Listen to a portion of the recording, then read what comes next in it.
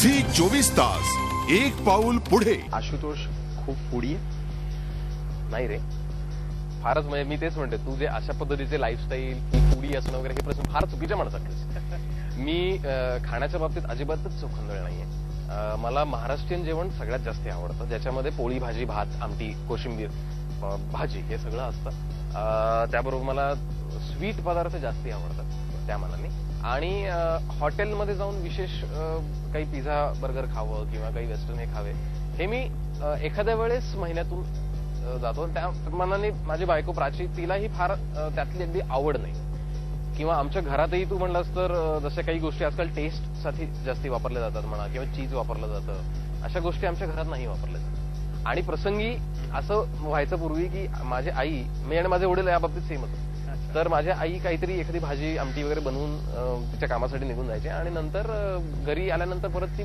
Taste करून बघायची आणि म्हणायचे अरे ह्यात मीठच नव्हतं किंवा तिखटच नव्हतं, आणि आम्ही ते आनंदाने खाल्लेले असते। कुठले आवडते इटिंग आउटलेट्स आहेत आशुतोषचे जे प्रत्येकाने जावे खावे आणि टेस्ट करावे? पुण्यामध्ये फर्ग्युसन कॉलेजचा विद्यार्थी असल्यामुळे वैशाली नावाचं जे हॉटेल आहे फर्ग्युसन कॉलेज रोडला ते प्रिय आहे। त्याच्याबरोबर आणखीन तिथे आजूबाजूला आणखीनही 2 हॉटेल्स आहेत, वाडेश्वर आहे, दुसरं एक हॉटेल आहे, तर ते सगळं पकडून तिथे जायला कायम आवडतं आजही, कारण नॉस्टॅल्जिया पण आहे आणि माझ्या आई वडिलांनाही ते आवडतं तिथे जाणं आणि प्राचीलाही आवडतं। सो तिथे जाऊन आम्ही साऊथ इंडियन फूड खातो।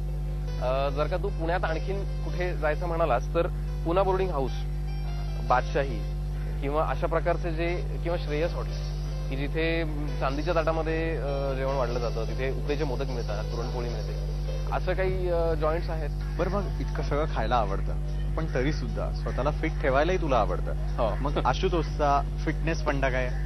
हे बघ, मला पहिल्यापासून जसं वडिलांनी माझ्या शिकवलं त्याप्रमाणे भरपूर व्यायाम करा आणि हवं ते खा, असा तो एक फिटनेस फंडा आहे। त्यामुळे मी पूर्वी भरपूर 2.5 तास जिम करायचो आणि जे असेल ते व्यवस्थित खायचं, म्हणजे त्यात कुठे डाएट किंवा असं काहीच नव्हतं। आता मात्र कसं आलंय की मला थोडंसं ब्लड रिलेटेड इश्यू झाला, तर त्याच्यामुळे आपोआप वजन वाढलं, आपोआप थोडंसं गालवर आले। सो अशा गोष्टींमुळे काय झालं की जिम पण नाही आणि डाएट पण फार नाही करत, पण आता शक्यतो डाएटवरच भरोसा आहे। Ashutosh, you are passionate about? My dream, मला कॅमेरा माध्यमामध्ये यावंसं वाटलं कारण कॅमेरा माध्यम खूप थेट आहे, ते प्रत्येकापर्यंत पोचतं आणि परिणामही करतं। मग जर मला खूप काही म्हणायचंय, जर मला खूप काही सांगायचं तर हे मीडियम करेक्ट आहे।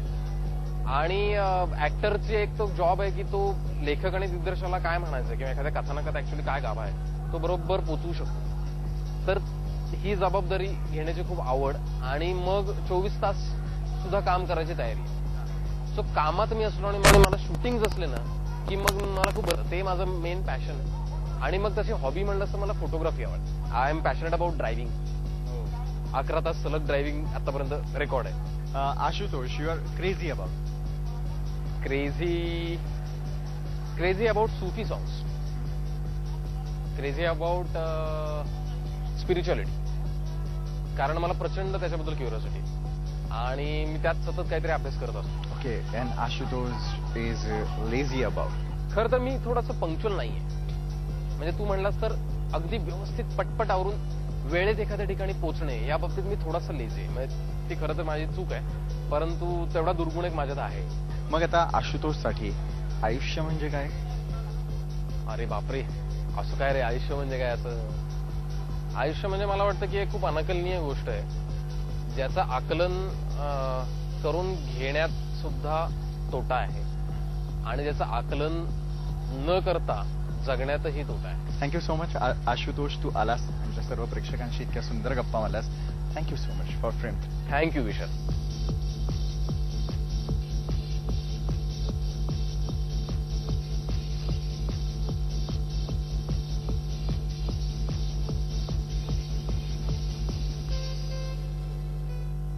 झी 24 तास एक पाऊल पुढे।